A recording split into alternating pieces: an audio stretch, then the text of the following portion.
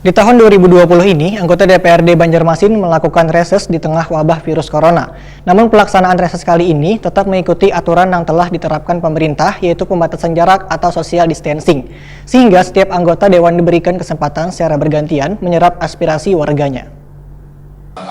Di tahun 2020 ini, anggota DPRD Banjarmasin melakukan reses di tengah wabah virus corona. Namun pelaksanaan reses kali ini tetap mengikuti aturan yang telah diterapkan pemerintah, yaitu pembatasan jarak atau social distancing. Sehingga setiap anggota dewan diberikan kesempatan secara bergantian menyerap aspirasi warganya. Pemandangan ini terlihat di aula kantor Kecamatan Banjarmasin Tengah di Jalan Pulau Laut Banjarmasin, Baisukan, Rabu 22 April 2020. Kegiatan reses yang cukup efektif dan komunikatif ini pun berlangsung singkat, lantaran aspirasi yang disampaikan bisa dilakukan secara tertulis dan diserahkan langsung pada perwakilan mereka di DPRD Banjarmasin. Kami sebagai masyarakat Kota Banjarmasin menerima diberlakukannya PSBB itu demi untuk memutus mata rantai COVID-19.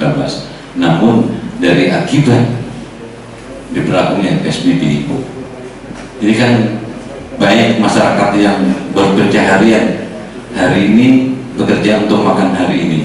Nah sekarang kegiatan itu agak terhambat.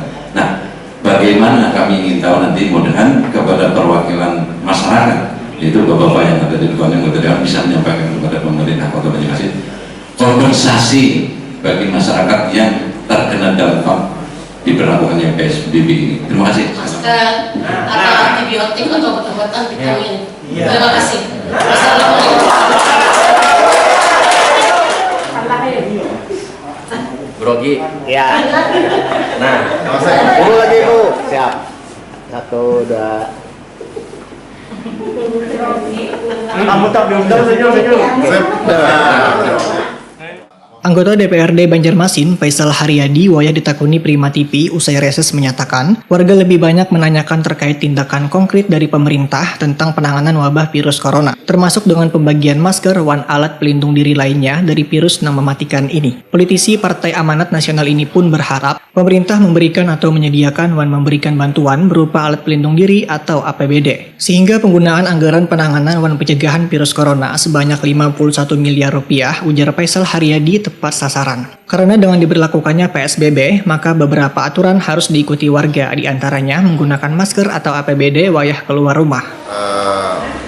Dua hal ini, APD kemudian masker, itu menjadi sesuatu hal yang langka sekarang di dalam pandemi ini, karena memang selain harganya cukup mahal, kemudian kelangkaannya juga agak sulit didapat.